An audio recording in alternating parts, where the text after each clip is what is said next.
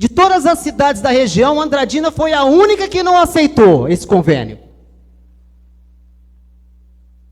Os alunos são do estado, sim, mas moram em Andradina. Os pais que estão lá dentro vão apoiar o governo ou não. Agora, hoje, sabe o que aconteceu? Eu fui lá na dirigente e falei com ela. Por que Andradina não aceitou? Gastos, professor. Gastos. Mas espera aí. Os gastos com mão de obra e a instalação.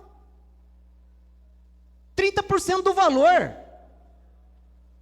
Agora, o Estado ia bancar a compra. O Estado é que compraria todos os ar-condicionados. Isso é o que chegou para mim. Está aqui, ó, não é o Luzimar que está falando, não. Está no documento. Está aqui, ó, todos os documentos. Aí eu pergunto para a Secretaria da Educação. É certo fazer isso? Eu pergunto isso para vocês. Se é certo fazer isso. Não aceitar esse convênio. Depois fala que o professor Luzimar está aqui brigando. Eu vou cobrar enquanto estiver aqui.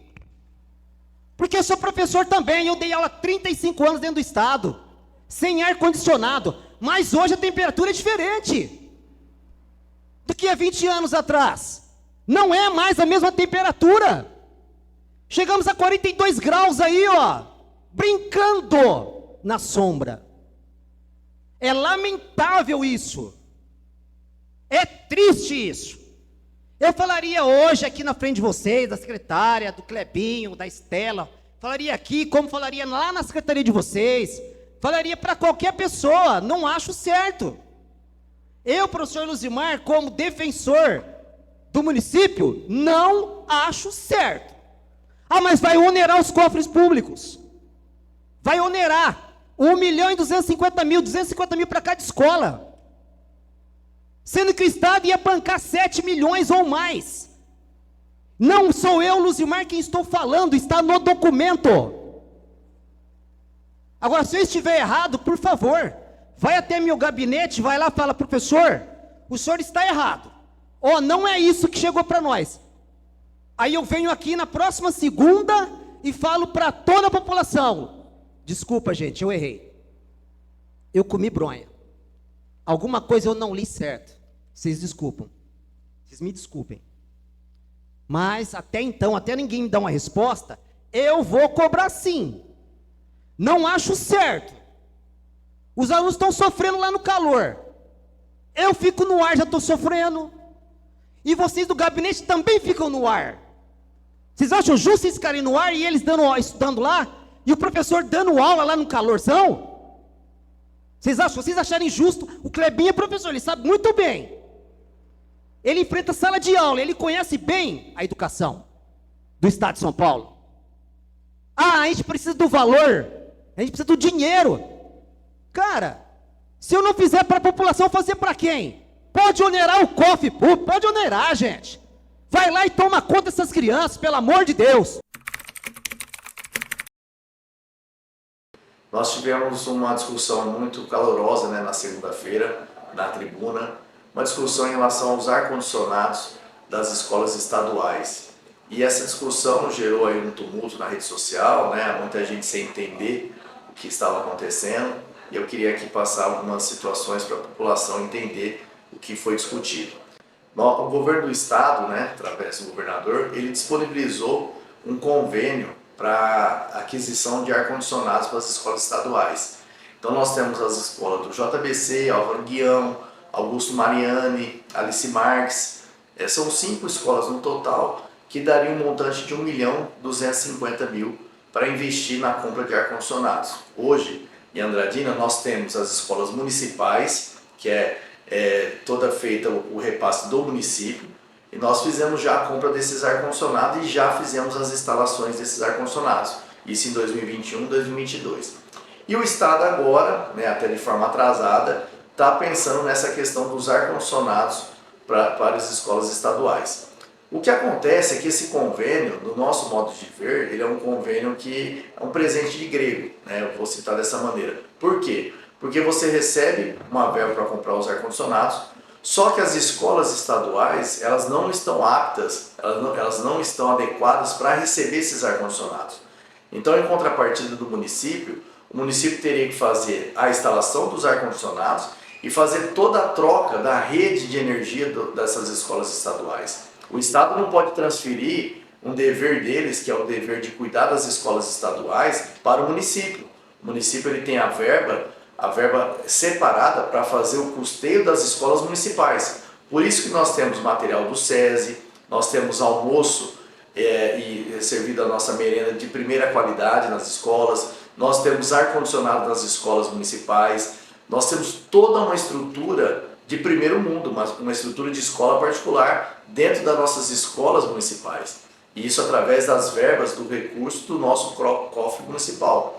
Então, a nossa discussão é que nós devemos sim ter ar-condicionado nas escolas estaduais. Nós estamos passando por um período muito quente, nós entendemos isso. Nós temos que juntar forças com os vereadores, com o professor Luzimar e com os demais vereadores, para ir atrás do governo estadual e pedir que ele faça o repasse desse recurso para que a gente possa instalar esses ar-condicionados do Estado nas escolas estaduais. Mas nós não podemos onerar o cofre público. Nós não podemos assumir um compromisso, um dever que é do Estado. Nós temos que cobrar o Estado, nós temos que fazer a força, fazer a força política, juntar com os municípios vizinhos e exigir que o Estado repasse a verba para a compra do ar-condicionado e para a instalação e a troca da rede elétrica das escolas. Só para vocês terem uma ideia, a escola do Passarelli, que é uma escola municipal, nós investimos R$100 mil em toda a troca da rede elétrica naquela escola do Passarelli. Então nós não podemos fazer isso com as escolas do Estado. Nós recolhemos impostos para o Estado. O Estado tem o dever de repassar esse recurso e nós vamos lutar por isso. Nós estamos em contato com a secretária regional de ensino da nossa região para que a gente ganhe esse recurso, para que a gente possa instalar esses ar-condicionados para o Estado, nas escolas estaduais, com o recurso vindo do Estado. E estamos junto com os vereadores, nós vamos fazer essa discussão e vamos atrás desse recurso.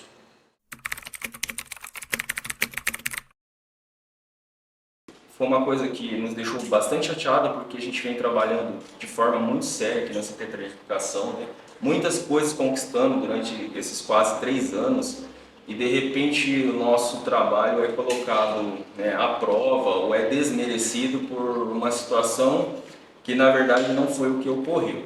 Estou com o Geraldo aqui, que é o secretário de obras. Na época que o Estado ofereceu esse convênio, o Geraldo era o subsecretário de Educação, e o Geraldo ele tem um gabarito muito grande para falar sobre isso, porque por mais de uma década ele foi coordenador de obras das escolas, da diretoria de ensino, das escolas do Estado.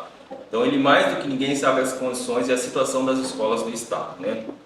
Então esse convênio ele foi oferecido, né? Só que o ônus do município era muito maior. O município teria que se responsabilizar com toda a infraestrutura elétrica das escolas, porque nenhuma das 5 escolas do estado tem condições de receber instalação de ar-condicionado. O município ele tinha prazo determinado para a execução de obras, se não corria o risco de sofrer penalidades como multas, né? Então não era uma situação fácil de resolver, tendo em vista que no momento que foi oferecido essa possibilidade de convênio, nós tínhamos 3.500 alunos da rede municipal de 0 a 10 anos que não tinham salas de aula climatizadas, 11 creches, 9 escolas de educação infantil e mais 4 IMEFs e mais 2 escolas rurais. Então a gente estava com a casa para organizar. Então assim, era um momento muito difícil da gente assumir uma responsabilidade que é do Estado, que o Estado estava querendo transferir para o nosso município, sendo que os nossos alunos não eram contemplados com ar-condicionado, né? Geraldo pode falar melhor sobre isso. Eu acho importante esclarecer desde o início que em momento algum as secretarias de governo municipais foram consultadas com relação à questão levantada na ocasião, né? Principalmente a Secretaria de Obras. Em momento algum, a Secretaria de Obras foi consultada sobre o assunto. É importante dizer que a Secretaria de Educação levanta as demandas, assim como outras secretarias de governo, mas a secretaria que realmente executa sempre é a Secretaria de Obras. Tudo passa pela Secretaria de Obras. Como foi dito pelo secretário adjunto Kleber, Tive, sim, uma passagem longa pela diretoria de ensino, conheço profundamente as instalações das escolas estaduais, assim como também das municipais, agora que estou tendo contato desde que assumi a secretaria. É de se dizer que, com bastante propriedade, que algumas questões não foram trabalhadas. Por exemplo, a Secretaria Estadual de Educação, ela dispõe de um corpo técnico altamente capacitado para estar executando obras frente às escolas estaduais, que é o corpo técnico da FDE, Fundação para o Desenvolvimento da Educação.